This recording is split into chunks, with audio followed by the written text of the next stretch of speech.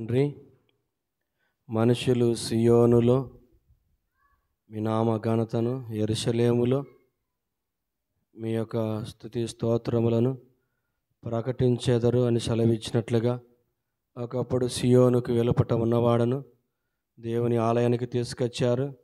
ఒకప్పుడు సమాధానకరం, స్వాస్థ్యము, ఆదరణ, నెమ్మది లేక కొట్టుమిట్లుతున్నవాడను యెరూషలేము అనేటువంటి నీ నివాస స్థలములోనికి తీసుకొచ్చినందుకు వందనాలు దేవా. మీరిచ్చిన గొప్ప రక్షణకై స్తోత్రాలు.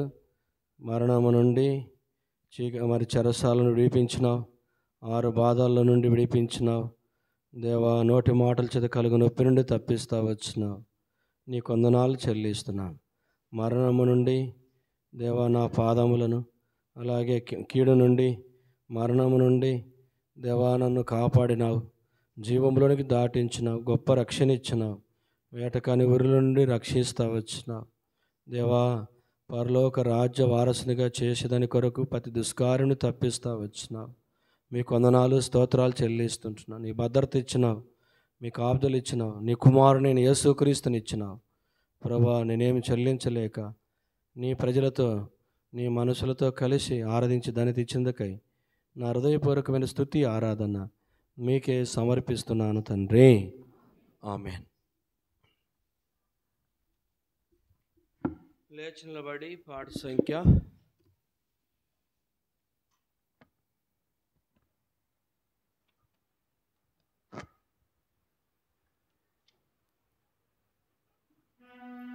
227.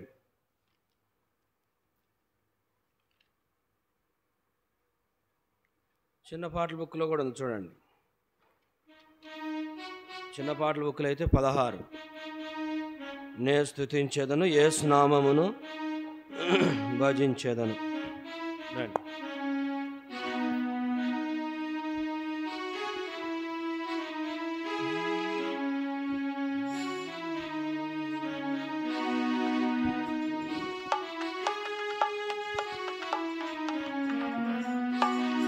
నే స్తుతించేదను, యేసు నామమును భజించేదను, క్రీస్తు నామమును. స్తుతికి యేసే యోగ్యుడని నిత్యం నిత్యం నే స్తుతించేదను. స్తుతికి యేసే యోగ్యుడని నిత్యం నిత్యం నే స్తుతించేదను. కృప ప్రేమ కనికరముల్ వర్ణింపనెవరికి తరమౌనా.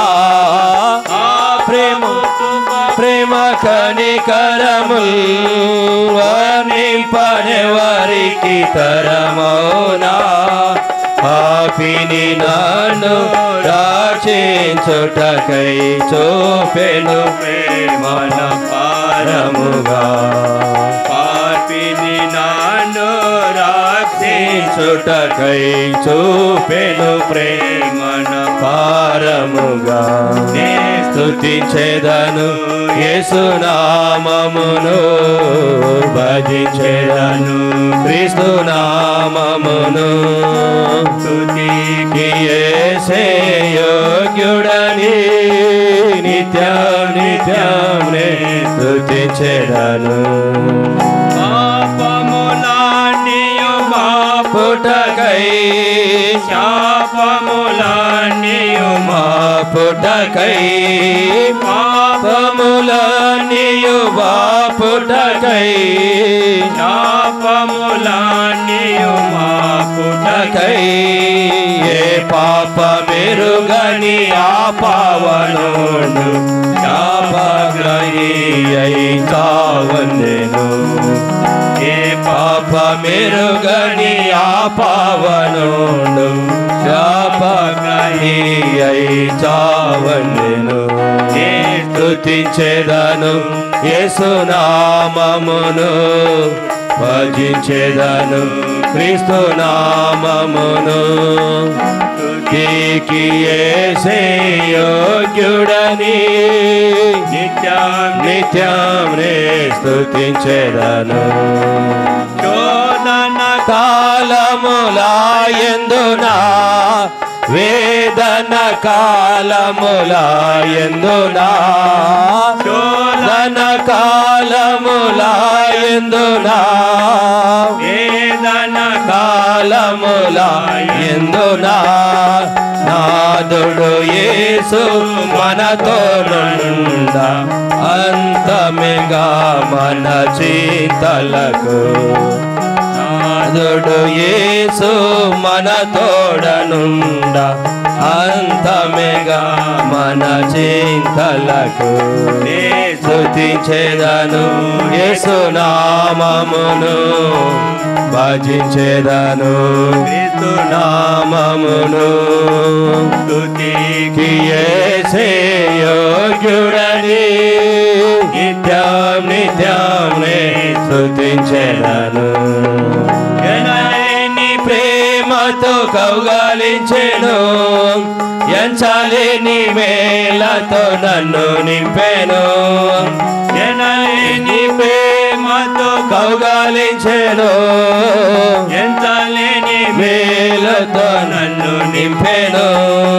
మహామహోడు మహిమా ప్రధానుడు మహిమాతో వాచును మేఘముపై మహామహోడు మహిమా ప్రధానుడు మహిమాతో వాచును మేఘముపై స్తుతించెదను యేసు నామమును భజించెదను క్రీస్తు నామమును స్తుతికి యేసే యోగ్యుడని నిత్యం నిత్యం నే స్తుతించెదను రాజాది రాజు ప్రభు యేసే దేవాది దేవుడు మన యేసే రాజాది రాజు ప్రభు యేసే దేవాది దేవుడు మన యేసే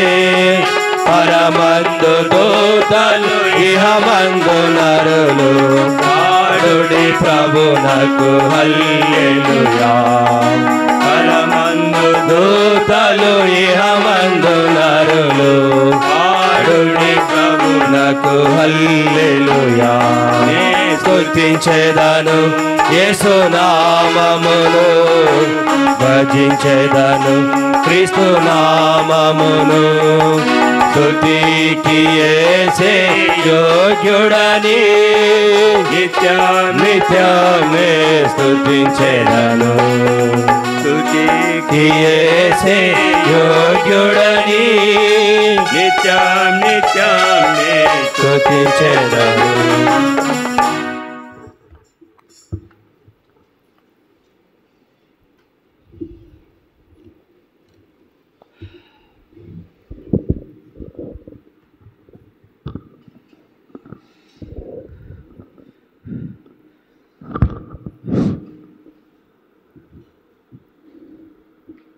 ప్రభు యొక్క రక్త మాంసంలోనికి సమీపించక మునుపు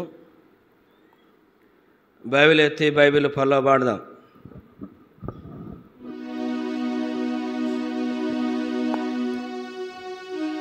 గ్రంథ వాగ్దానంబులన్నీ నావి ప్రతి అధ్యాయంబు వరస వచనము తాన దివ్య ప్రేమ వాగ్దానంబులు గ్రంథ వాగ్దానంబులన్నీ నావి. అపోస్తుల కార్యములు 2వ అధ్యాయం. అపోస్తుల కార్యములు 2వ అధ్యాయము 42వ వచనం అందరం కలిసి చదువుదాం. 42వ వచనాన్ని అందరం కలిసి చదువుదాం. వీరు అపోస్తుల బోధ యందును సహవాసమందును రొట్టె విడుచుట యందును ప్రార్థన చేయందును ఉండిరి. ప్రభు సాయం కొరకై ప్రభు చూస్తాం. మోకరించగలిగిన వారు మోకరించండి. ప్రేమగల పరలోక తండ్రి, కృపగలిగిన దేవా, మీ వందనాలు. నీ వాక్యం చుట్టూ చేరొచ్చి దాన్ని తెచ్చినందుకు వందనాలు. మా ప్రభును ఆరాధించడానికి మీరు మాకు ఇచ్చిన కృప కొరకై స్తోత్రాలు. మీ యొక్క రక్త మాంసంలోనికి సమీపిస్తుంటున్నాం. మీ సన్నిధి మాతో కూడా ఉంచండి. దయగల తండ్రి, మాతో మీరు మాట్లాడండి. మమ్మను ఖాళీ చేయండి, నూతనపరచండి. దుర్బలుడైన నన్ను కడిగి పవిత్రపరచండి. నీ వాక్యము చేత మమ్మల్ని తృప్తిపరచండి. మిమ్మల్ని మీ ఇంటిని ప్రేమించి వచ్చిన వారిని బట్టి నన్ను ఎవరైనా రావాల్సి ఉంటే మీ ఏర్పాట్లో తీసుకొని రాం. మీ సన్నిధి మాతో కూడా ఉంచండి. మమ్మల్ని మీకు అప్పగిస్తూ రక్తాన్ని పోక్షిస్తూ కృప కోరుతూ యేసు ప్రభు గొప్ప దేవుని నామమున మంచి సమయం ప్రాప్తింపచేయండి. మీ మాటలు చేత మమ్మల్ని తృప్తిపరచండి. నీకు అప్పగిస్తూ కృప కోరుతూ యేసు ప్రభు గొప్ప దేవుని నామమున మీకే వందనాలు చెల్లించి ప్రార్థించి వేడుచున్నాం తండ్రి. ఆమెన్.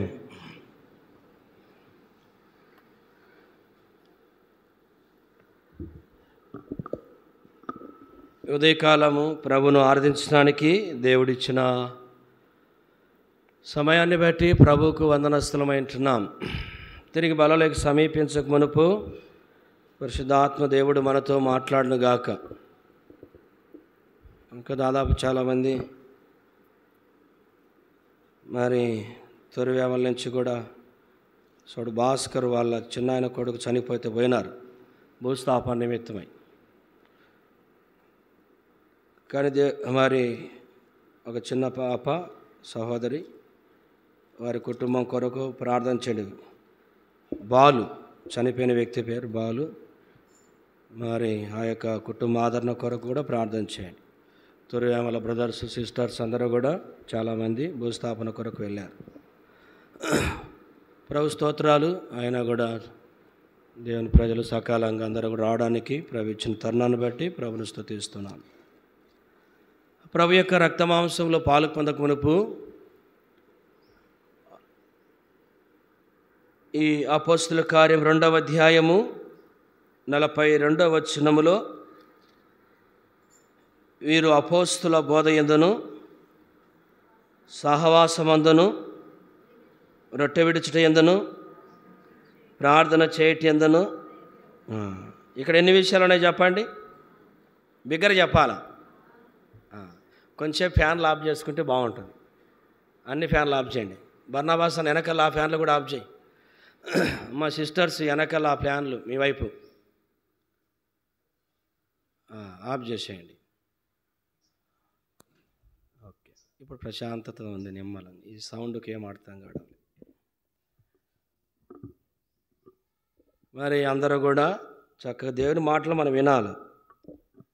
మరి ఇక్కడ అపోస్తుల కార్యం 2:42 వచనములో ఎన్ని ప్రాముఖ్యమైన సంగతులు ఉన్నాయి చెప్పండి? 4 ఉన్నాయి. సంఘముగా అందరూ కూడా ఈ 4 విషయాల్లో నమ్మకంగా ఉండాలని నేను చివరిగా మిమ్మల్ని అందరినీ హెచ్చరిక చేస్తూ ఉంటున్నాను. ప్రియులారా, ఇక్కడ గమనించినట్లయితే ప్రభు యొక్క రక్త మాంసంలో పాలు పొందక మునుపు ప్రభు ప్రజలముగా ఇక్కడ 4 విషయాలు ఉన్నాయి. మొదటిది ఏముంది చెప్పండి? ఇక్కడ అపోస్తుల బోధ. అపోస్తుల బోధ అనగా దేవుని వాక్యం. దేవుని వాక్యము ఆత్మీయమైన జీవితంలో పెంపొందులోనికి తీసుకొస్తుంది. పిల్లవానికి పాలు ఎలాగ అవసరమో పాలు తాగిన తర్వాత కొంతకాలం వయసు వచ్చిన తర్వాత కొంత ఆహారం తినిపిస్తారు. 6 నెలలు పడితే అనుకుంటా, 5 6 కుమార్ 6 తర్వాత ఇంకా కొంతకాలం అయిన తర్వాత ఇంకా స్ట్రాంగ్ ఫుడ్ పెట్టడం అనేది మనం చూస్తాం. కాబట్టి ఇక్కడ బోధ అనేది ఆత్మీయంగా వర్ధిల్ల చేస్తుంది. వీరు అపోస్తుల బోధ యందును. వీరు ఎవరు? వీరు ఎవరైతే సంఘములో చేర్చబడ్డారో వారు. ఎవరంటే వారు కారు, గుర్తుపెట్టుకోండి. ఇక్కడ రాయబడింది ఈ పై వచనాల్లో 40వ వచనం చూడండి. ఇంకను అనేక విధములైన మాటలతో సాక్ష్యం ఇచ్చి మూర్ఖులకు ఈ తరం వారికి వేరే రక్షణ పొందుడని హెచ్చరించను. కాబట్టి ఇక్కడ 40వ వచనంలో మరి మీరు మూర్ఖులకు ఈ తరం వారికి, అక్కడ ఫుట్ నోట్లు ఏముంది 2 వేసి, వంకర ప్రజలు. కాబట్టి ప్రియులారా, చివరి దినాల్లో వంకర ప్రజలు ఉంటారు. వ్యక్తిగతంగా, కుటుంబంగా, సంఘాల్లో, ఇరుగు పొరుగు. కాబట్టి ఇక్కడ ప్రభు మనల్ని కోరేది ఏంటంటే, మరి మీరు ఈ మూర్ఖులకు, ఈ తరం వారికి ఏముండాలంట, వేరే అనగా వంకరి జనానికి నుండి డైవర్ట్, అక్కడి వేరు చేయబడాలి కదండి. వంకరి స్వభావము లేదా వంకరి మాటలు అక్కడ ఉన్నామనుకోండి, మనం కూడా ఏం చేయబడతాం, 10 మాటలు వంకరి మాటలు మాట్లాడుతూ ఉంటే, 9 మాటలు మాట్లాడుతుంటే ఒకటి నీవు కూడా నేర్చుకోవడానికి ఆస్కారం ఉంటుంది. కాబట్టి దాని నుండి తప్పించబడాలి. అందుకే ఇక్కడ ప్రభు మనల్ని కోరేది, వీరు అపోస్తుల బోధ యందు. ఎవరు వీరంటే, మూర్ఖులకి తరం వారికి వేరయ్యి ఏం చేసినారు, రక్షణ పొందినారు. బహుశా ఇక్కడ కూర్చున్న వారిలో రక్షణ పొందకుంటే, మారు మనసు పొందకపోతే, యేసు ప్రభువుకు హృదయం ఇకపోతే, నీ పాపాలు చేత ఒప్పించబడకపోతే, క్రీస్తును ప్రభువుగా మీ హృదయంలో ప్రతిష్ఠించుకోకపోతే, మరి ప్రియులారా, ఈ చివరి అవకాశం దేవుడు నీకు ఇస్తున్నాడు. సమయం నీది కాదు. ఎప్పుడు ఎడ రాలిపోతారో తెలియదు. కాబట్టి ప్రతి వస్తువుకు గ్యారెంటీ ఉన్నాయి, కానీ మనుషునికి గ్యారెంటీ లేదు. ఏ మనుషుడు ఎప్పుడు ఈ లోకాన్ని విడిచిపెడతాడో తెలియదు. కాబట్టి ఇంకా నువ్వు యేసు ప్రభువుకు హృదయం ఇకపోతే, మారు మనసు పొందకపోతే, పాపాలు ఒప్పుకోకపోతే, యేసు ప్రభు చెంతకు వచ్చి ఉన్న పాటున యేసు ప్రభువే నిజమైన దేవుడు, ఆయన తప్ప వేరొక దేవుడు లేడని నీ విశ్వసించాలని ప్రభు పేరట మేము మీకు మనవి చేస్తా ఉన్నాం. కాబట్టి ఇక్కడ వీరు అపోస్తుల బోధ యందు, వీరు మూర్ఖులకి తరవారికి వేరయ్యి రక్షణ పొందినవారు. ఈ రక్షణ పొందిన వారు ఏం చేయాలా, అపోస్తుల బోధ యందు. బోధ అనగా వాక్యము, వాక్యం చదవాల. ఈ దినం ఎంతమంది వాక్యం చదివినారు చెప్పండి. ఒకవేళ చెయ్యి పైకి ఎత్తండి అంటే ఎంతమంది ఎత్తగలరు? దేవుని వాక్యం చదవాలి. ఈ దినం మార్నింగ్ ఫ్యామిలీ ప్రేయర్, కుటుంబ ప్రార్థన ఎంతమంది చేసుకున్నారంటే ఎంతమంది చెయ్యి ఎత్తగలరు చెప్పండి. ఈ దినం డైలీ పోషన్, ఈ దినపాఠం ఎంతమంది చదివారంటే చెయ్యి ఎత్తగలమా? ఈ దినం నీ కుటుంబంతో కలిసి 14 లేచని కుటుంబ ప్రార్థన చేసుకున్నామని చేయెత్తాడంటే చేయెత్తగలవా? కాబట్టి మందిరంకి వచ్చినప్పుడు మాత్రమే కాదు, కానీ వాక్యం చదవడము ఎప్పుడు కూడా దేవుని వాక్యాన్ని అనేది ధ్యానించాలి. నీ వ్యక్తిగతంగా మొదటిది, రెండోది నీ కుటుంబంగా ఉదయము అలాగే సాయంకాలం మరి దానిని అవలంబించి ప్రభు కొరకు జీవించాలనేది ప్రభు కోరుతా ఉన్నాడు. కాబట్టి ప్రభు యొక్క రక్త మాంసంలో పాలు పొందకొనుపు వీరు అపోస్తుల బోధ యందును. రెండోది ఏముంది ఇక్కడ, సహవాసం, ఫెలోషిప్ అనేది చూస్తాం. బోధ ఆత్మీయంగా ప్రేమ పొంది చేస్తాం. రెండోది సహవాసం, కలిసి జీవించుట, ఐక్యత అనేది చూపిస్తుంది సహవాసం. కాబట్టి సహవాసములోనికి మనం తీసుకురాబడాలి. మరి నువ్వు సహవాసములో ఉంటే ఆశ్రయించబడతా. మనం నిన్నటి దిన ప్రత్యేక కోడికల్లో దేవుని దాసులు బోధిస్తూ వచ్చినారు. ఆదివారం అంత ముఖ్యం కాదు, బేస్తవారం అంతా ముఖ్యం కాదు. ఇంకేదో చెప్పినారు ఇంగ్లీష్లో, నాకు మర్చిపోయాను. సంఘ ప్రార్థన గురించి ఒక మాట అన్నారు. ఏమన్నారు చెప్పండి, గుర్తుందామా? మనుషుని యొక్క ఆధ్యాత్మికమైన జీవితంలో మరి సంఘ సభ్యులు, విశ్వాసులు, నిజమైన విశ్వాసులు, క్రైస్తవులు, నిజమైనటువంటి విశ్వాసి ఎవరంటే, ఏ వ్యక్తి అయితే ప్రార్థన సహవాసాన్ని కలిగి ఉంటాడో ఆ వ్యక్తిని మనకు బోధించబడతా వచ్చింది. కాబట్టి ఇక్కడ ప్రార్థన అనేది కూడా మనకి ఇంపార్టెంటే. కొంతమంది జీవితాల్లో ప్రార్థనకు అంత ప్రిఫరెన్స్ ప్రాధాన్యత ఇవ్వరు కదా, ప్రార్థనకు అంత ప్రాధాన్యత ఇవ్వరు. కొంతమంది సువార్తకు కూడా అంత ప్రాధాన్యత ఇవ్వరు. కొంతమంది ఆశతో పాలు పొందుతారు. కొంతమంది ఎందుకంటే సువార్తకి వెళ్తే మన అసలు సంగతి ఎక్కడ బయటపడతాయని కొంతమంది అనుకుంటారు, వారి స్వభావం. అందుకే ఇక్కడ ప్రభు ప్రజలముగా మరి అపోస్తుల బోధ, రెండోది ఏముంది ఇక్కడ, సహవాసం, మూడోది కాబట్టి నువ్వు సహవాసంలో ఉండాలి. సహవాసం, ఒకరికొకరికి ఐక్యత కలిగి జీవించడం సహవాసం. అందుకే అంటాడు కదా, మన సహవాసం అయితే ఆయనతోనూ తండ్రితోనూ ఆయన కుమారుడైన యేసుక్రీస్తు ఉన్నది. కాబట్టి దేవుని ప్రజలతో సహవాసం, తండ్రితో సహవాసం, కుమారునితో సహవాసం అనేది ఎంతో అవసరం. తర్వాత ఇక్కడ ఇంకా ఏముంది చెప్పండి, రొట్టె విడుచుట యందు, రొట్టె బలలో పాలు పొందాలి. ప్రతి ఆదివారం పాలు పొందాలి. ఇది ప్రతి ఆదివారం అంటే అలవాటుగా పాలు పొందకూడదు, ఆచారంగా పాలు పొందకూడదు. అయ్యో నేను బాప్తీసం తీసుకున్నా, రక్షించబడ్డాను కదా, లోపల ఎట్టంటే అట్ట పెట్టుకొని ఇతరులతో సరి చేసుకోకుండా, చక్కపరచుకోకుండా, సమాధానపరచబడకుండా, ఐక్యపరచబడకుండా, లోపల ద్వేషం, అసూయ రకరకాలు నింపబడి మనం బలలో చేయి వేస్తే దాని ద్వారా ఆశీర్వాదం అనేది ఉండదు, ఆత్మీయంగా చల్లారిపోతాం. అందుకనే సువార్తలో ప్రభు చెబుతూ బలిపీఠం మీద నీ అర్పణ అర్పించక మునుపు ఏం చేయాలంట?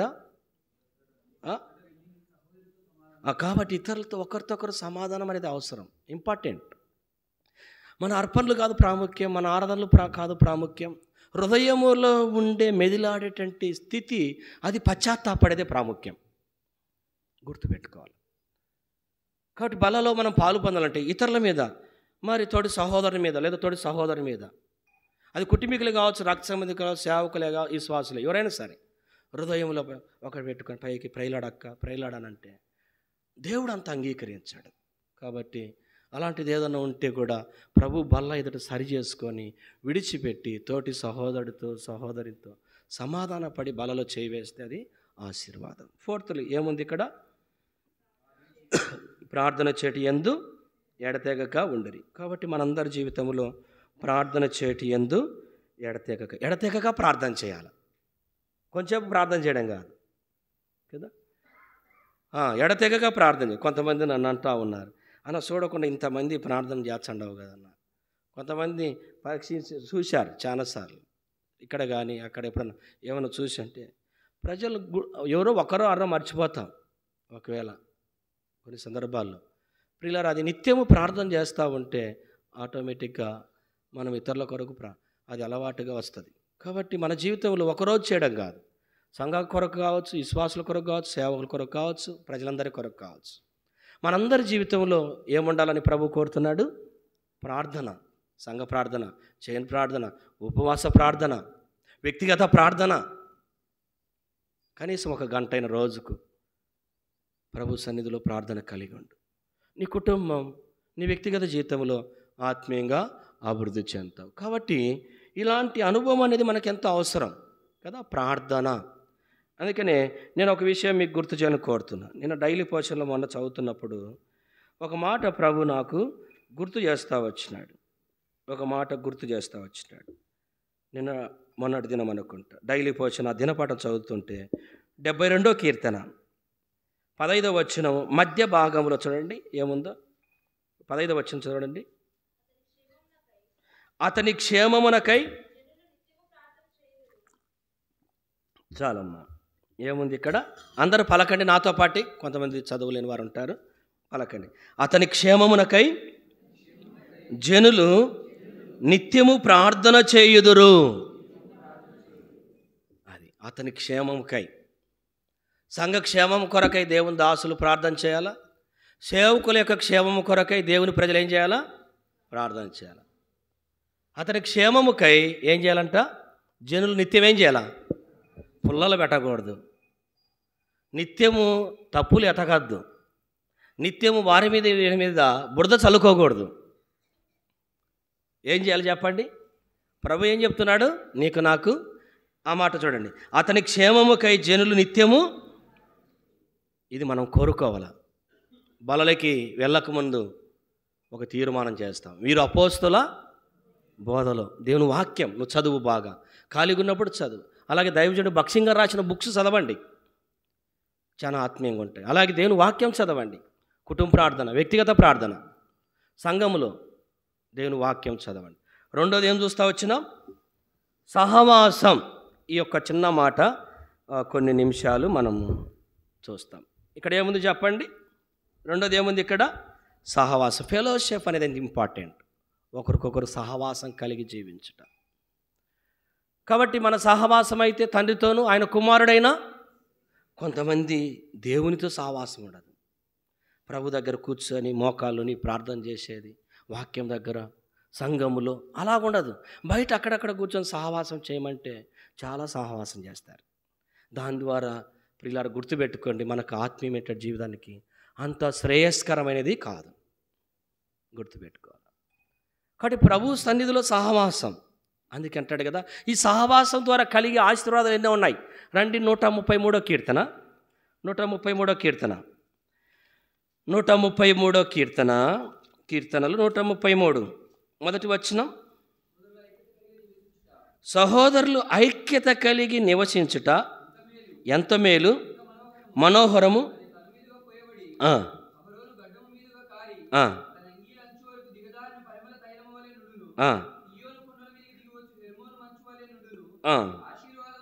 ఆశీర్వాదము శాశ్వత జీవము. చూడండి, దేవుడు ఉండాలని కోరుకుంటాడు. అక్కడ ఐక్యత కలిగి ఎప్పుడైతే మనం నివసిస్తామో ఏముంటుంది చెప్పండి? అక్కడ ఏముంది? ఇక్కడ ఆశీర్వాదము శాశ్వత జీవం ఉంటుంది. నువ్వులో ఎప్పుడైతే ఐక్యత కలిగి ఉండాలని ఇష్టపడతావో, నాకు ఐక్యత వద్దండి, కలిసి ఉండేది ఉండొద్దండి, ఏరుగా ఉండాలండి, వేరుండోగోరు వాడు ఏముంది? స్వేచ్ఛానుసారం, ఇష్టానుసారంగా ఉంటాడు. కొంతమందికి అలాగ అలవాటు పడతారు. అయితే దాని ద్వారా ఆత్మీయంగా క్షేమం ఉండదు. దేవుని సేవకులతో, దేవుని ప్రజలతో, దేవుని ఆత్మీయమైనటువంటి నడిపించే నాయకులతో కలిసి ఆధ్యాత్మికంగా ఎప్పుడైతే నువ్వు జీవిస్తావో ఏముంది చెప్పండి? ఆశీర్వాదం వస్తుంది నీ మీదికి, శాశ్వతమైనటువంటి జీవం వస్తుంది. కాబట్టి ఇలాంటి అనుభవంలోనికి మనం తీసుకురాబడాలి. అందుకని ఇక్కడ సహోదరుల ఐక్యత, సహవాసం అనేది ఏం చూపిస్తుంది? ఇక్కడ ఐక్యత చూపిస్తుంది. పాట పాడతాం. ఏం పాట పాడతాం చెప్పండి? ఐక్యతాయే నాయభిలాష, నాదు చేదును తొలగించుము. ఐక్యతాయే నాదు చేదును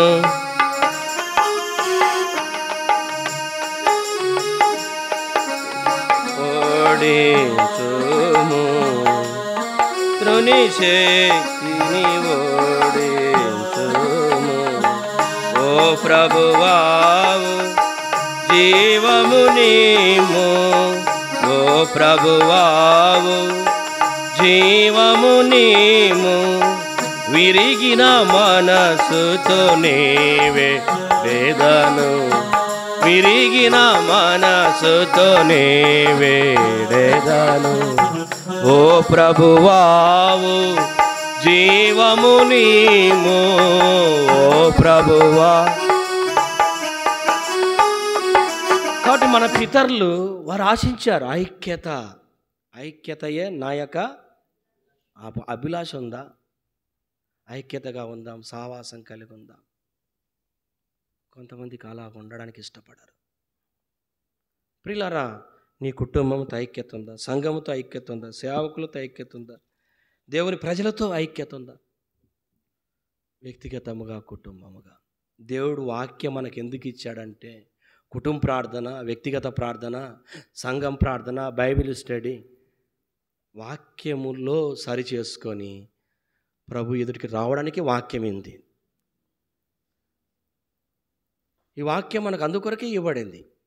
కాబట్టి ఇక్కడ మన పితరులు వారి జీవితంలో ప్రాక్టికల్గా అనుభవపూర్వకంగా జీవించినారు. మనలో ఉందా? మనం ఇష్టపడతాం అలాగూ? చివరి దినాల్లో ఐక్యత కలిగి జీవించడం అనేది ఎంతో అవసరం. కొరింథీయులకు రాసిన పత్రిక 1వ అధ్యాయం 10వ వచనం. 1 కొరింథీ 10. సహోదరులారా, మీరందరూ ఏకభావముతో మాట్లాడవలననియు, మీలో కక్షలు లేక ఏక మనసుతో ఏక తాత్పర్యముతో ప్రభు అయిన యేసుక్రీస్తు పేరట మిమ్మును వేడుకొనుచున్నాను. పౌలు చెప్తున్నాడు. ఆనాడే వేడుకున్నాడు. చూడండి, పౌలు అపోస్తలుడైన పౌలు ఎన్నో సంవత్సరాల కిందటనే ఆ కొరింథీలో ఆది సంఘంలోనే మనం గమనిస్తే వారి యొక్క జీవితాల్లో భిన్నాభిప్రాయాలు, భేదాభిప్రాయాలు, అలాంటి పరిస్థితుల్లో ఉన్నప్పుడు ఇక్కడ సహోదరులారా, సహోదరులారా, మీరందరు ఎలాగుండాలంట? ఏకభావంతో. కుటుంబంలో నలుగురు ఉంటే నలుగురిది 4 లోకాలు ఉంటారు కదండి. ఒక ఇంట్లో 4-5 మంది ఉన్నారు అనుకోండి, అందరూ ఒకే మనసు ఉంటారా? అందరూ ఒకే తాటి మీద ఉంటామనే వాళ్ళు గుండె మీద చేయబెట్టుకుని యథార్థంగా చెప్పండి. 4 కొడుకులు, నలుగురు ఒకే విధంగా ఉంటారా? నలుగురు కూతుర్లు ఉంటే నలుగురు ఒకే విధంగా ఉంటారా? కదండి, ఉంటారా? అలాగే సంఘములో కూడా మనందరి జీవితంలో ప్రభు కోరేది ఏంటంటే, లోకరీతిగా ఎలాగున్నా దేవుని సన్నిధిలో దేవుని కొరకు ఐక్యత అనేది ఎంతో అవసరం. నీ ఇంట్లో నువ్వు ఉండలేవు, సంఘములో ప్రియులారా కొన్నిసార్లు చూడండి మనకెంత ఎక్కడి వారమో ఏ ప్రాంతానికి చెందిన ఇలాగ ఐక్యత సంఘంలో చేరి రావడం దేవుడిచ్చే గొప్ప ధన్యత ఇది కదండి. కాబట్టి ఇక్కడ పౌలు కోరేది ఏంటంటే, సహోదరులారా మీరందరూ ఎలాగుండాలంట? ఏకభావముతో మాట్లాడమని. ఏకభావం కలిగి ఏం చేయాలా? పొగబెట్టడంగా, అన్నిటికీ పొగబెట్టుకోవాలా? అన్నిటికీ ఏం చేయాలో చెప్పండి? ఎవరన్నా ఒక వ్యక్తి ఆత్మీయంగా నడుచుకోలేదనుకో, ఏకభావంతో నాయన నువ్వు ఆత్మీయంగా లేవు, నడుచుకోరు ఆత్మీయంగా అని చెప్పాలి. అది దేవుని సేవకుల పరంగా కావచ్చు, విశ్వాసుల పరంగా కావచ్చు, అందరి పక్షంగా కావచ్చు కదండి. అందరి పక్షంగా కూడా ఒకే రీతిగా ఉండడం అనేది అవసరం. ఒక వ్యక్తి ప్రభు నమ్మలే, లేదా ప్రభు కొరకు జీవించలేకపోతున్నాడు, దేవునింటికి రాలేకున్నాడు, లేకపోతే ఏం చేయాలి? హెచ్చరిక చేయాలి. ఇలాగ ఆత్మీయంగా నడుచుకో, ఇలాగ ఆత్మీయంగా ప్రభు కొరకు జీవించు అని. కాబట్టి ఇక్కడ సహోదరులారా ఏమన్నాడు? ఇక్కడ మీరందరూ ఏకభావముతో మాట్లాడవలనియు, మీరు కక్షలు లేక ఏక మనసుతో ఏక తాత్పర్యంతోనూ మన ప్రభువు అయిన యేసుక్రీస్తు పేరట మిమ్మను పౌలు చూడండి ఎంతో రిక్వెస్ట్ చేస్తున్నాడు, వేడుకుంటా ఉన్నాడు. ఐక్యత కలిగి జీవించండి, ప్రేమ కలిగి జీవించండి. తర్వాత మీరందరూ సన్నార్థులై ఉండవల్లని మన ప్రభువైన యేసుక్రీస్తు పేరట. ఎవరి పేరట చెప్పండి? యేసు అనగా రక్షకుడు, క్రీస్తు అనగా అభిషక్తుని పేరట మరి ఇక్కడ రిక్వెస్ట్ చేసేటువంటి విధానము జ్ఞాపకం చేయబడుతుంది. కాబట్టి చివరి దినాల్లో వీరు అపోస్తుల బోధ ఎందు ఎవరు వీరంటే, మూర్ఖులకు ఈ తరం వారికి వంకర జనానికి వేరైనటువంటి వారు. అపోస్తుల బోధ. రెండోది ఏం చూస్తున్నాం? సహవాసం ఏం చూపిస్తుందంటే ఐక్యత, ఏక మనసు. పౌలు అంటాడు చూడండి, కొరింథీయులకు రాసిన 2వ పత్రిక 2 కొరింథీ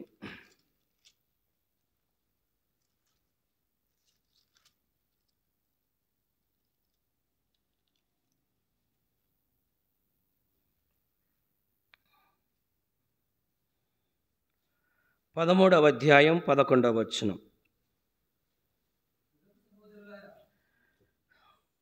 2 కొరింథీ 13, 11. తుదకు అందరం చదువుదాం, దయచేసి అందరం చదువుదాము. 11వ వచనం. తుదకు సహోదరులారా సంతోషించుడి, సంపూర్ణులయుండుడి, ఆదరణ కలిగునుడి, ఏక మనసు గలవారై యుండుడి, సమాధానంగా ఉండుడి, ప్రేమ సమాధానకర్తకు దేవుడు మీకు తోడుగా. ఎప్పుడు దేవుడు తోడుగా ఉంటాడు? అక్కడ ఒక మాట చూసాం, ఆశీర్వాదం శాశ్వత జీవం రావాలంటే ఐక్యత కలిగి ఉండాలి. రెండోది అనుభవంలో ఇక్కడ చూస్తే మరి ఇక్కడ ప్రేమ సమాధానకర్తకు దేవుడు మీకు తోడుగా ఉంటాడు. దేవుడు తోడుగా ఉండాలంటే ఏం చేయాలంటాడు ఇక్కడ? తుదకు సహోదరులారా సంతోషించుడి, సంపూర్ణులై ఉండుడి. కాబట్టి ఆదరణ కలిగి ఉండండి. తర్వాత ఇంకేమన్నాడు? ఏక మనసు కలిగి ఉండండి, సమాధానముగా ఉండండి. ఎందుకు అసమాధానకరంగా జీవిస్తావు? నీ హృదయంలో ఏదన్నా ఉందా? సరి చేసుకో. అన్న ఇది మరి ఇట్లా కలుగుంది, అక్క నా విషయం మరి ఇలాగుంది. ఒకరికొకరు సరి చేసుకోండి, అది ఎవరైనా సరే. కాబట్టి అప్పుడు హృదయంలో నెమ్మది అనేది వస్తుంది, హృదయంలో పీస్ అనేది కలుగుతుంది. నీ హృదయంలో లోపల ఉన్నంతవరకు అది ఎలాగుంటుందంటే కలవరం, అసమాధానకర స్థితి ఉంటుంది. అది ఒక్కసారి బయటికి తొలగించుకున్నాం అనుకోండి, హృదయంలో నెమ్మది అనేది ఏర్పడుతుంది.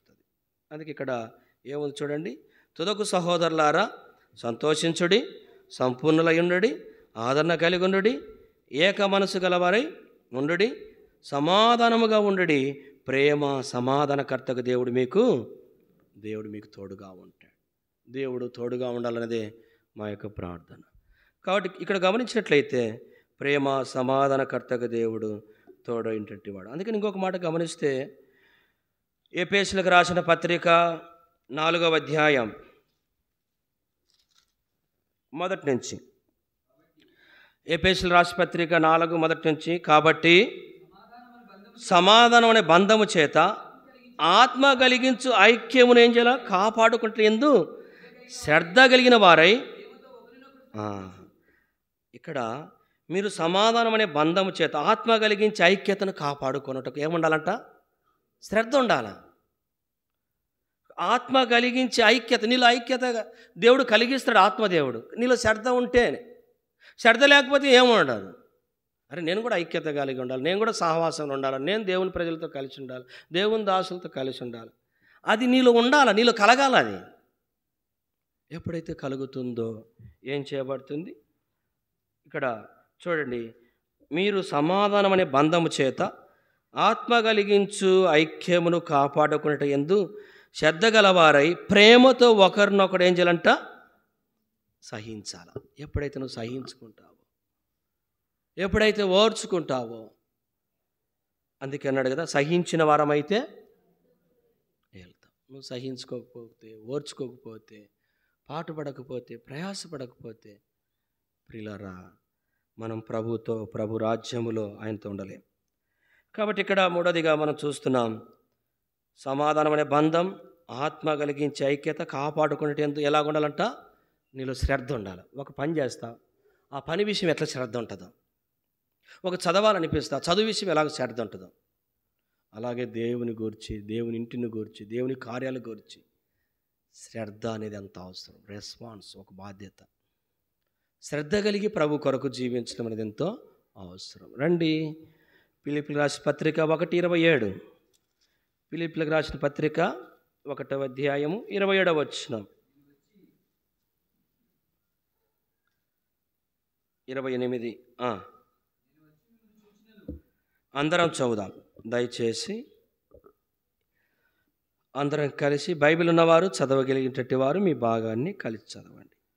నేను వచ్చి మిమ్మను చూచినను రాకపోయినను మీరు ఏ విషయంలోనూ ఎదిరించు వారికి బెదరక అందరూ ఒక భావముతో సువార్త విశ్వాస పక్షమున పోరాడుచు ఏక మనసు గల వారై నిలిచున్నారని నేను మిమ్మల్ని గూర్చి వినులాగన మీరు క్రీస్తు సువార్తకు తగినట్లుగా ప్రవర్తించుడి. అట్లు మీరు బెదరకుంటే వారికి నాశనము, మీకు రక్షణయు కలుగుటకు సూచనయున్నది. ఇది దేవుని వలన కలుగునదే, దేవుని వలన కలిగినదే. ఏంటి చెప్పండి? ఇక్కడ గమనిస్తే పౌలు అంటాడు, నేను ఏమన్నాడు ఇక్కడ? నేను వచ్చి మిమ్మల్ని చూచినా ఒకవేళ రాకపోయినా ఏ విషయంలో ఎదిరించు వారికి బెదరక అందరూ ఒక్క భావముతో, దేని కొరకు చెప్పండి? అందరు చెప్పాల, అన్నగారు, అక్కగారు, సిస్టర్స్, బ్రదర్స్, ఆల్. ఏముంది చెప్పండి ఇక్కడ? దేని కొరకు? ఒక్క భావముతో సువార్త విశ్వాస పక్షమున. మనకి ఇది ఉండదు, సువార్త ఇది ఈ ప్రాముఖ్యమైన ఉండదు కదా, మిగతా విషయాల్లో ఉంటాయి పోరాటాలు. దాని కొరకు, దీని కొరకు పోరాటాలు, తపన. కాబట్టి దేవుని యొక్క సువార్త ఇంపార్టెంట్. భక్సింగ్ గారు చూడండి, ఎప్పుడు కూడా బ్యాంకీ బ్యాలెన్స్ లక్షలు ఎప్పుడు కూడా పెట్టలే, జీరో. ఈ చేత వస్తే ఈ చేత వచ్చి పోగొట్టేవాడుగా ఉంటా వచ్చినాడు ప్రభు పని కొరకు. విదేశాల్లో, భారతదేశంలో, ఆయా రాష్ట్రాల్లో, టక్కులలో, మరి ఎద్దల బండ్లలో, సైకిళ్ళలో, ఎక్కడ హైదరాబాద్ మొదలు పెడితే చెన్నై వరకు సైకిళ్ళలో దాదాపు 10-20 మంది వారికి అన్ని బుక్స్ కట్టించి యోహాను సువార్తలు, భక్సింగ్ గారు టెస్ట్ మనీలు, సువార్తలు అమ్ముకుంటూ అక్కడక్కడ తింటూ వెళ్ళిపోయేవారు. చెన్నై వరకు సైకిల్లో పోయేవాళ్ళు. ఎక్కడ కూడా భక్సింగ్ గారు చూడండి, ఒకవేళ భక్సింగ్ గారు కట్టాలంటే ఇంతకంటే పెద్ద పెద్ద స్లాపుల బిల్డింగ్లు కట్టింటాడు. ఎబ్రోన్లో ఇప్పుడు కూడా రేకుల మందిరమే ఉంది కదా. మళ్ళా చూడండి, క్వార్టర్స్, వాళ్ళు నివసించేటటువంటి స్థలాలు 3-4 అంతస్తులు కట్టబడ్డాయి. మరి ఆ స్థలాన్ని అద్దుబాట్లు పడ్డట్టు తెలియదు కానీ ఉండేటంటి. కానీ మందిరం, ఆలయం అనేది చూస్తే ఇప్పటికి కూడా ట్రస్టులతో, ఆ రేకులతో అలాగనే ఉంచబడ్డాం. మనం కూడా మిగిలించుకోవాలంటే ఏం పని చేయకుండా, సువార్త చేయకుండా, సోషల్ మీటింగ్ లేకుండా ఏం వద్దు. లాస్ట్కు ఆదివారం పల్లెలలో కూడా కూడా పెట్టకుండా ఉంటే మిగులుతుంది, డబ్బు అంతా మిగలబెట్టుకోవచ్చు ఇంకేం లేకుండా. అప్పుడు చూసుకుంటూ మురిసిపోతూ ఒకరికొకరు దండుకుంటూ లోకంలో మనం చూస్తూ ఉన్నాం. భక్సింగ్ గారు ఎప్పుడు కూడా దానికి ప్రాధాన్యత ఇవ్వలేదు. ప్రియ సోదరులు, ఎప్పుడు దేవుని సువార్త దండయాత్రలు, సువార్త ప్రతి నెల 3 రోజులు 4 రోజులు ఇప్పటికి కూడా ఆయన ఆరంభించిన పరిచర్య ఇప్పటికి కూడా ఎబ్రోన్లో కొంత ఎవరున్నా కూడా ఆ సువార్త టీం అనేది ఇతర రాష్ట్రాల్లో కూడా, మన రాష్ట్రమే కాదు ఇతర రాష్ట్రాలకు 5 రోజులు 6 రోజులు క్యాంపుగా వెళ్ళి, ఇవరు సేవకులు కాదు, గుర్తుపెట్టుకోండి. సేవకులు ట్రైనింగ్లో ఉండేవాళ్ళు కొంతమంది 2, 3, 4 పోతే అంత విశ్వాసులే. వారు ఉద్యోగాలకు సెలవు పెట్టుకొని, వారి పని దినాలకు సెలవు పెట్టుకొని, వారి వ్యాపారాలకు సెలవు పెట్టుకొని దేవుని సువార్త. మనమైతే మన ఊరు ఇడిచి బయటికి పోవాలంటే కష్టం, యాడ ఇరక్కపోతామని కదా. లాక్డౌన్ చేయబడి గత దినాల్లో పోయి కదా, మొట్టమొదటిగా ప్రియులారా ఆల్ రాష్ట్రమంతా భారతదేశంలో మన ఎబ్రోన్ సంఘాలు ఎక్కడైతే ఉన్నాయో అందరూ కూడా మన కొరకు ప్రార్థన చేస్తూ వచ్చినారు. మొట్టమొదటిగా కరోనా కాలం లాక్డౌన్లో వరుసలో ఇరకమైన మరి దాదాపు మేము 12 మంది పోయాం ఇక్కడి నుంచి. దేవుని సువార్త చేశాం, దేవుని మందిర పని నిర్మాణంలో ఉంటా వచ్చినాం. మరి మొత్తం ఏపీలో అనేకులు ప్రార్థన చేస్తూ వచ్చినారు. వారు ఆ దినాల్లో మెసేజ్ పెట్టి అందరూ కూడా ప్రార్థన చేస్తూ వచ్చినారు. ఒకటి ఎందుకు గుర్తు చేస్తున్నంటే, మనం దేని కొరకు పోరాడాలి చెప్పండి? సువార్త మెయిన్ ఇంపార్టెంట్. ప్రభు చేయవలసిన కార్యాలు ఎన్నో చేశాడు, మంచిదే. కానీ భౌతికంగా కట్టడాలు మంచిదే, కానీ దానికంటే ఇంపార్టెంట్ ఏది ప్రాముఖ్యత చెప్పండి? చూడండి, ఏది ప్రాముఖ్యత? ఇక్కడ చదవండి మరొకసారి ఆ మాట చదువుదాం. ఒక్క భావముతో సువార్త విశ్వాస పక్షమున, దాని కొరకు నువ్వు పోరాడాల. ఎవరి కొరకో పోరాడడం కాదు, దేని కొరకో పోరాడడం కాదు. నశించే ఆత్మల కొరకు పోరాడు, నశించే ఆత్మల కొరకు ప్రయాసపడు, నశించే ఆత్మల కొరకు కన్నీరు కార్చు. నీకు ఇవ్వబడిన ద్రవ్యం ఖర్చు పెట్టు. అది మైలవరం ఎబ్రోనే కావచ్చు, కడప జిల్లాలోనే కావచ్చు, ఏపీలోనే కావచ్చు, భారతదేశంలోనే కావచ్చు, ఇతర స్థలాలు కావచ్చు. సువార్త మరి మాసిదోనియా మొదలుకు అక్కయ్య వరకు ఏమైందంట? మారుమోగిందంట. కొంతవరకు మాత్రమే దాదాపు ఆయా జిల్లాల్లో మనము కరోనాకు ముందు, కరోనా తర్వాత 1-2 స్థలాల్లో కొంత ప్రభుత్వం మనం చేయడానికి ప్రభు కృప ఇచ్చినాడు కదా, ప్రభుకు స్తోత్రం. కానీ ఇక్కడ దేని కొరకు పోరాడాల? ప్రాముఖ్యంగా సువార్త అనేది ఇంపార్టెంట్. సువార్త కొరకు మనం ఎంత డబ్బులు వెచ్చించినా కూడా, ఎంత ఖర్చు పెట్టినా, ఎంత శ్రమ పడినా అది వృధా కాదు. గుర్తుపెట్టుకోండి, ప్రభు పని కొరకు. కాబట్టి ఇక్కడ ఐక్యత అనేది ఏం చూపిస్తుందంటే, ప్రియులారా చూడండి, ఇక్కడ ఒక్క భావముతో సువార్త విశ్వాస పక్షమున ఏం చేయాలంట? ఒక్క భావం, దేవుని సువార్త కొరకు పోరాడాల, ప్రయాసపడ. మొన్నైతే నాకు రాత్రి 1 గంట వరకు నిద్రలే, 1:10 వరకు కూడా. మన రాత్రి పిలిపన్న 3 సార్లు ఫోన్ చేసినాడు. తర్వాత ఇంకా కొంతమంది కోడూరు నుంచి వచ్చే బ్రదర్స్, మీరు సువార్త అనుకుంటున్నారు, బయట ఏదన్నా ఒక ఫోటో తీసి పెడితే ఎన్నికల కమిషన్ ఇప్పుడు చాలా ఇబ్బందిగా ఉన్నాయి, సువార్త పెట్టుకోకపోతే ఏం కొంపలు మునిగిపోతున్నాయి అని చెప్పి, ఇది ముందుగానే మేము ఫిక్స్ అయిపోయినాం ఒకసారి సువార్త చేయాలని. సరే ఏదేమైనప్పటికీ అనుకున్నాం కాబట్టి కొంతన చేయాలా, మరి ధైర్యం, మరి ప్రభుని గురించి చేయాలా, ప్రకటించాలా. ఏం చెప్పండి, కొడితే కొడతారా, తిరితే తిడతారా, పగలు కొడితే మళ్ళీ కొత్త వేసుకోలేమా? వ్యాన్ కావచ్చు, ఏమైనా కాదు, దేవుడు ఇవ్వడా? రాత్రి 1 గంట వరకు కూడా మరి ఫోన్లు. వాళ్ళు అక్కడి నుంచి గిద్దల నుంచి వస్తూ వచ్చిన, అక్కడ పరిచయకు వెళ్ళారు, దేవుని దాసులు వస్తూ వచ్చిన రైల్లో మాట్లాడుతూ ఉన్నారు. సరే ఏదైనప్పటికీ మళ్ళీ సుమో పంపించినారు, మళ్ళీ మన వ్యాను, ఆటోలు దేవుని గురించి ప్రకటించి రావడానికి ప్రభు సహాయపడ్డాడు. 5-6 ఊర్లు పైగా. కాబట్టి చాలామంది ఏం చేస్తామంటే, ఏదన్నా ఒక చిన్న వార్త వస్తే భయపడిపోతాం. ఒక ఈదులో, నీ ఎన్నో ఈదులో ఎవరికన్నా చెప్పాలంటే ఏమైనా అంటారేమని భయపడిపోతాం. మన గ్రామాల్లో ఇక్కడే కాదు, బూదిగంతలు. అందుకే అన్నాడు, బూదిగంతల వరకు మీరు నాకు ఎట్లా ఉండాలన్నాడు? బూదిగంతల వరకు మనం సాక్షులుగా ఉండాలి. ఒక మైలవారమే కాదు, మైలవారం మండలమే కాదు. నేను మైలవారం ఎబ్రో నేడిసి ఎక్కడికి సువార్త తిరగలేని చేయలేని కాదు. దేవుడి శక్తి, ఆరోగ్యం ఇచ్చినప్పుడు ప్రభు కొరకు ప్రయాసపడదు. కాబట్టి సువార్త విశ్వాసపక్షంగా ఏక మనస్సు, దానికి పోరాడాలి. ఒక్కసారైనా నీ జీవితంలో పోరాడుతున్నావా?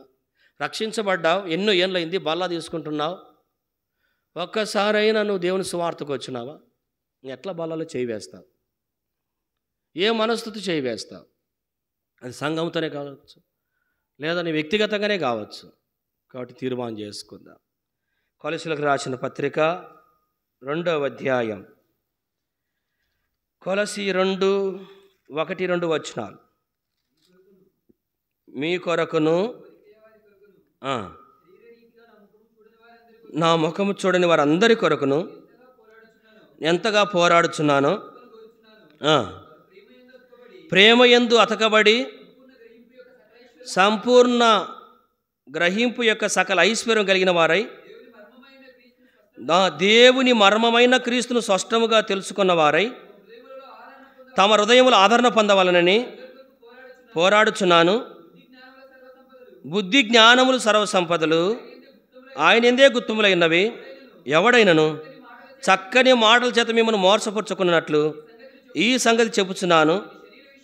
శరీర విషయములో దూరంగా ఉన్నను, ఆత్మ విషయములో మీతో కూడా ఉండి మీ యోగ్యమైన ప్రవర్తనను క్రీస్తునందలి మీ స్థిర విశ్వాసం చూచి ఆనందించుచున్నాను. పౌలు అపోస్తలుడు కొలసీలో ఉన్నటువంటి దేవుని ప్రజలకు రాస్తా వచ్చినాడు. ఏం రాస్తా వచ్చినాడు ఇక్కడ? మరి ఏం చెప్తా ఉన్నాడు ఇక్కడ? మీ కొరకు, లవోదియ వారి కొరకు, శరీర రీతిగా ముఖం చూడని వారందరి కొరకు ఎంత పోరాడుచున్నా మీరు తెలుసుకొని కోరుచున్నానంటాడు. వారు ప్రేమ యందు అతకబడి ఏం చేయబడ అతకబడాలి. ప్రేమ యందు ఏం చేయబడంటాడు ప్రభు? అతకబడి సంపూర్ణ గ్రహింపు యొక్క సకల ఐశ్వర్యము కలిగిన వారై. కాబట్టి అతకబడాలా. రెండోది సంపూర్ణ గ్రహింపు ఉండాలా. సకల ఐశ్వర్యము కలిగి ప్రభు కొరకు జీవించాలి. దేవుని మర్మమైన క్రీస్తును స్పష్టముగా దేవుని తెలుసుకోవాలా. యేసు ప్రభు ఎందుకు వచ్చినాడు, దేని కొరకు వచ్చినాడు, ఆయన ఏం చేసినాడు. కాబట్టి ఇతరుల గురించి తెలుసుకోవడం కాదు కానీ ముఖ్యం మనం ప్రభు యొక్క ప్రేమను తెలుసుకోవడం అనేది ఎంతో ముఖ్యం. తర్వాత బుద్ధి జ్ఞానములు సర్వసంపదలు ఆయనదే గుప్తములైనవి. 4వ వచనం, ఎవడైనా చక్కటి మాటల చేత మిమ్మును మోసపరుచుకున్నట్లు ఈ సంగతులు. కొంతమంది చక్కని మాటలు చెప్తారు, అని నవ్వుతారు. అప్పుడే అనుకోవాలి వారు నాయన చక్కని మాటలు ఉల్లేస్తారు. కాబట్టి మరి అలాంటి మాటల చేత ఏం చేయకూడదు అంటాడు? మోసపరచబడకుండా ఏం చేయాలంట చెప్పుచున్నాను. 5వ వచనం చూడండి. శరీర విషయములో దూరంగా ఉన్నా, ఆత్మ విషయములో ఒకవేళ భౌతికంగా దూరంగా ఉన్నా, ఆత్మ విషయంలో ప్రభు ఎట్టున్నాడు? పౌలు అపోస్తలుడు ఎట్టున్నాడు? సంఘానికి, దేవుని ప్రజలకు దగ్గరగా ఉన్నాడు, దేవుని ప్రజలతో ఉన్నాడు. అంటే ఐక్యత అనేది చూపిస్తుంది. ఒకవేళ బాహ్యంగా భౌతికంగా దూరంగా ఉండొచ్చు, అయితే ఆత్మ విషయంలో ఎలాగున్నాడు? సమీపముగా దగ్గర అనేది చూస్తాం. చూడండి ఇక్కడ, నేను శరీర విషయంలో దూరంగా ఉన్నాను, ఆత్మ విషయంలో మీతో కూడా ఉండి. ఏమన్నాడు ఇక్కడ? మీతో కూడా ఆత్మ విషయంలో, ఆత్మ ద్వారా ఏం చేస్తున్నాడు? ఇంకా మీ యోగ్యమైన ప్రవర్తనను. కాబట్టి ఇక్కడ యోగ్యమైన ప్రవర్తన. దేవుని ప్రజలు, అయ్యా దేవుని ప్రజలు యోగ్యంగా నడుచుకుంటున్నారు, మంచిగా ప్రభు కొరకు జీవిస్తున్నారని తెలుసుకుని ఏం చేస్తున్నాడు? ఈ వ్యక్తి ఆనందిస్తున్నాడు. కాబట్టి దేవుని దాసులముగా మేము అలాగ ఆనందించాలా. దేవుని ప్రజలుగా మీరు ప్రభులు అలాగూ ఆనందించాలి. శరీర విషయంలో ఒకవేళ దూరంగా ఉన్నప్పటికీ సైతం ఆత్మ విషయంలో ఎలాగుండమంటాడు ఇక్కడ? మీతో కూడా ఉండి. కూడా అనగా కలిసి అనేది అంత ఇంపార్టెంట్, ఆత్మ ద్వారా. అందుకే 2 కొరింథీలో ఒక మాట అంటాడు చూడండి. ఆ మాట చదువుకొని మనం బలలోకి వెళ్దాం. 2 కొరింథీ చివరికి మాట చదువుదాం. 2 కొరింథీ 7వ అధ్యాయం. ఇక్కడ పౌలు అంటాడు శరీరరీతిగా దూరంగా ఉన్న ఆత్మ విషయంలో కూడా మీతో కూడా ఉండి అనే మాట చెప్తూ 2 కొరింథీలకు రాసిన పత్రిక 7వ అధ్యాయము ఇక్కడ ఒక మాట రాస్తాడు. ఏమన్నాడు చూడండి, 2వ వచనం 3వ వచనం, మమ్మల్ని మీ హృదయములో చేర్చుకొనుడి, మేము ఎవరికి అన్యాయం చేయలేదు, ఎవరిని చెరపలేదు, ఎవరిని మోసం చేయలేదు, మీకు శిక్షావిధి కలగవని ఇలాగూ చెప్పలేదు. చనిపోయిన కానీ జీవించిన కానీ మీరును మేమును కూడా ఉండవాలని అంటాడు. అక్కడేమో చూస్తే శరీరరీతి దూరంగా ఉన్న ఆత్మ విషయములో మీతో కూడా ఉండి, ఆత్మ ద్వారా యోగ్యంగా అట్లా ఆత్మ ద్వారా ప్రభు సన్నిధిలో చేపట్టి ప్రభు కొరకు జీవించడం అనేది ఒకరొకరు చూస్తూ ఉంటున్నాం. ఇక్కడ పౌలు కూడా ఇదే చెప్తున్నాడు. కాబట్టి మీకు జ్ఞాపకం చేసేది ఏదంటే, మరి మధ్యాహ్న సమయంలో మరి ఇక్కడ 2వ వచనం ఏమన్నాడు పౌలు చూడండి, మమ్మును మీ హృదయములో చేర్చుకొనడి. ఎందుకు చెప్పాడు ఆ మాట చూడండి. ఏమన్నాడు ఇంకా 3వ వచనముల మధ్యలో ఏమన్నాడు? మీరు మా హృదయములో ఏముంది చూడండి. 3వ వచనం, మీరు మా హృదయములో, మీరు మా హృదయములో ఉన్నారంటాడు. ఎంత గొప్ప ఆధిక్యత చెప్పండి. దేవుని దాసులు, దేవుని సేవకులు, విశ్వాసుల హృదయంలో ఉండడం, తర్వాత మరి విశ్వాసులు దేవుని సేవకుల హృదయంలో ఉండడం అనేది ఐక్యత అనేది చూపిస్తుంది. ఒకవేళ శరీరరీత్యా దూరంగా ఉన్న ఆత్మ ద్వారా ఇలాగూ ఐక్యత అనేది ఎంతో చూపించబడుతుంది. కాబట్టి ప్రభు ప్రజలముగా ఇలాంటి అనుభవం. అందుకే ఇక్కడ మమ్మను మీ హృదయంలో చేర్చుకునడి. మేము ఎవనికి అన్యాయం చేయలేదు, ఎవరిని చేరపలేదు, ఎవనికి మోసము చేయలేదు. దేవుని ఎదుట ఇది ట్రూత్, సత్యం. ప్రియ సోదర సహోదరి, ప్రభు ఎదుట ఈ మాటలు ధైర్యముగా పౌలు చెప్పగలిగాడు, ధైర్యంగా మేము కూడా ఈ మాటలు చెప్పగలం. కాబట్టి ప్రభు ఎదుట ఇలాంటి అనుభవం కలిగి జీవించాలన్నదే దేవుని ఉద్దేశం. 3వ వచనం, మీకు శిక్షావిధి కలుగవల్లని నేను ఇలాగూ చెప్పలేదు, చనిపోయినా జీవించినా కానీ మీరును మేము కూడా ఉండవలని మీరు మా హృదయంలో ఉన్నారని నేను లోగడ చెప్తుంది కదా అంటాడు. కాబట్టి ఇక్కడ చనిపోయినా ఒకవేళ అంటే శరీరం భౌతికంగా ఉన్నా ఆత్మీయతంగా అయినా ఐక్యత అనేది చూపించబడుతుంది. అందుకనే వీరు రక్షింపబడిన వారు, ప్రభువును అంగీకరించిన వారు, ప్రభు కొరకు జీవించేవారు ఏం చేయబడుతున్నారు? అపోస్తుల కార్యములు 2వ అధ్యాయము 42వ వచనం అందరం చదువుదామండి. 2:42 వచనం అందరం చదువుదాం. వీరు అపోస్తుల బోధ యందును సహవాసమందును రొట్టె విడుచుట యందును ప్రార్థన చేయటి యందును ఎడతెగక. కాబట్టి సోదేదో ఒక ఆదివారమే రాగాకు, మంగళవారం రా, బేస్తవారం రా, బైబిల్ స్టడీకి రా, ప్రభు సన్నిధిని ప్రేమించు కదా. పనికి పోతాం, ఎక్కడికి పోతాం చెప్పండి? పనికి పోతే ఎన్ని గంటలు పని చేస్తాం? బేల్దారి పనికి అయితే ఎన్ని గంటలు? 7-8 గంటలు. మాకు పొలం పనికి పోయినా మిరపకాయలకో కలుపులకో అక్కడ కూడా ఎన్ని గంటలు? అక్క ఎన్ని గంటలమ్మా చెప్పండి అమ్మా? 9, 8 కదా. 8 గంటలు ఉదయం నుండి సాయంత్రం ఎంత పని చేస్తావు కదా. 1 గంట 2 గంటలు మందిరంలో కూర్చోవాలంటే కాళ్ళు జిమ్మజిమ్మలు ఆగుతూ ఉంటాయి కదండి. 1-2 గంటలు సంఘ ప్రార్థన 1 గంట గంటన్నర, బైబిల్ స్టడీ అంత గంట బావు, ఆదివారం అనుకో 1 గంట ఎక్కువ అనుకోండి కదండి. ప్రియులారా, మరి 8 గంటలు కూర్చొని డ్యూటీకి వెళ్తావు, ఉదయం నుండి సాయంత్రం వరకు అక్కడ కుర్చీలో కూర్చొని ఉంటావు. పనికి వెళ్తావు ఎంతో శ్రద్ధతో. దేవుడు నీకు అక్కడికి వెళ్తే నువ్వు చెప్పచ్చు, అయ్యా పనికి వెళ్తే వాళ్ళు మాకు పనిని బట్టి కూలి ఇస్తారు, లేదా మేము చేసే డ్యూటీని బట్టి జీతం ఇస్తారని. కానీ దేవుడు అంతకంటే నీకు ఎక్కువ ఇస్తాడు. చివరికి ఒక మాట, ప్రకటన గ్రంథం రండి, లాస్ట్ ఇక్కడ ఒక మాట చెప్పబడుతుంది. ప్రకటన గ్రంథం ఏముంది ఇక్కడ చూడండి, 12వ వచనం, 22-12 వచనం అందరం చదువుదాం. 22-12 వచనం అందరం చదువుదాం. 22 లేదంటే 11 నుంచి చదువుదాం. 11-12.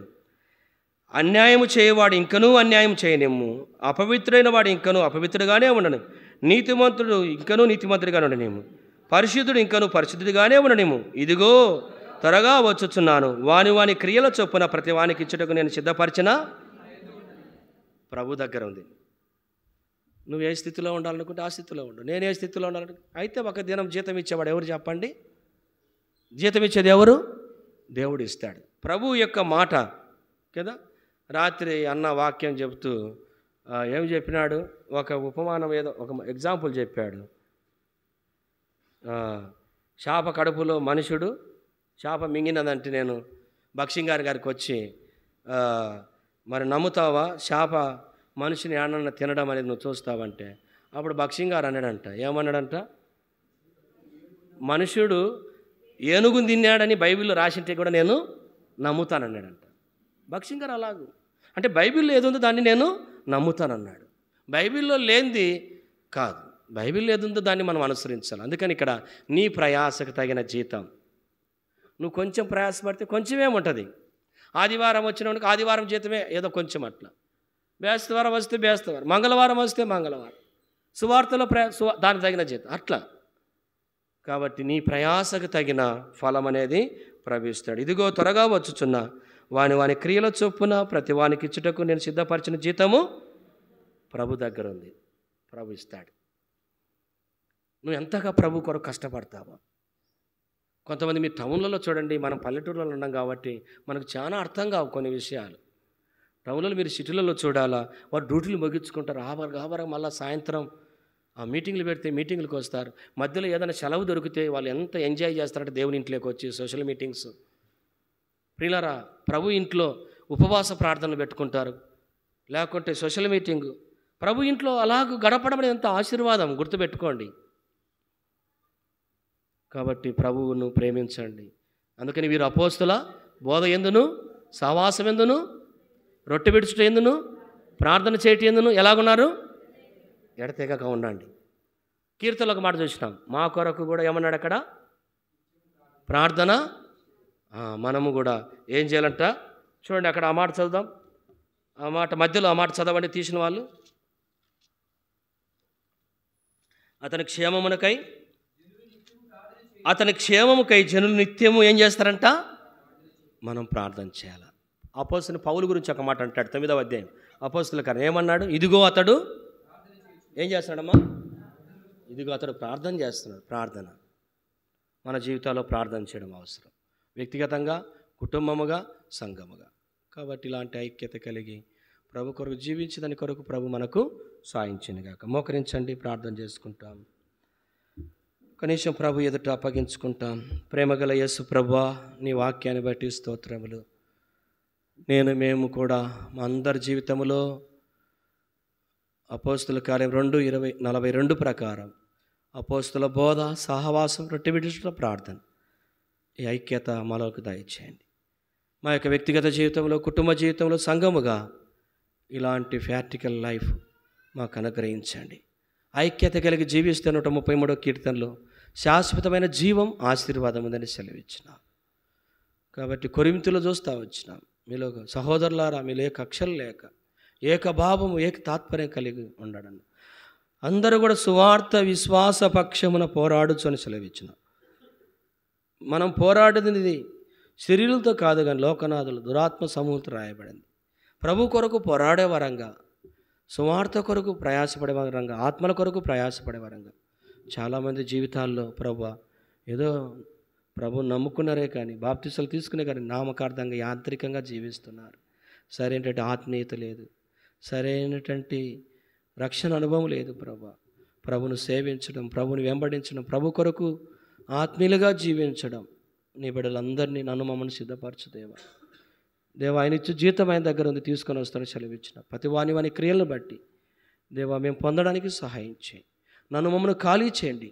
సహోదర ప్రేమ, ఐక్యతతో నింపండి. చివరి దినాల్లో ఒకరొక్కొక్కరు భేదాభిప్రాయాలు, భిన్నాభిప్రాయాలు, కక్షలు లేకుండా ప్రభు కొరకు నమ్మకంగా జీవించినట్లు సహాయం చేయి దేవా. కృప చూపించండి దేవా. ప్రభు కొరకు నమ్మకంగా సంఘముగా నీ కొరకు ప్రయాసపడినట్లుగా చేయండి. ఒకరి క్షేమం కొరకు ఒకరు ప్రార్థించే వరంగా. పౌలు అన్నాడు, శరీరం అందు దూరంగా ఉన్న ఆత్మీయందు మీతో కూడా ఉన్నానని చెప్తా వచ్చినాడు. మరి సహోదరులారా, మమ్మల్ని మీ హృదయంలో చేర్చుకున్నాడు, మీరు మా హృదయంలో ఉన్నారని చెప్తా వచ్చినాడు. మేము ఎవరికి అన్యాయం చేయలేదు, ఎవరిని చేరపలేదు, ఎవరిని మోసం చేయలేదని చెప్తా వచ్చినాడు. అలాంటి అనుభవం, యథార్థ హృదయం మాకు దయచేయండి ప్రభా. ఒకరిలో ఒకరు కీడు నష్టం కలిగించుకొనకుండా ప్రేమతో, ఐక్యతతో, సమాధానముతో ప్రభు కొరకు జీవించదని కొరకు నీ బిడ్డలందరినీ ఆయన కృపా వాక్యమునకు మీకు అప్పగిస్తుంటున్నాం దేవా. మమ్మల్ని మీకు అప్పగిస్తున్నాం, సాయించి నన్ను మమ్మల్ని నూతనపరచు. యోగ్యంగా మంచి మనసాక్షిత బలలో చేయబడడానికి సహాయపడమని యేసుక్రీస్తు ప్రభు గొప్ప దేవుని నామమున ప్రార్థించి వేడుకుంటున్నాం తండ్రి. ఆమేన్.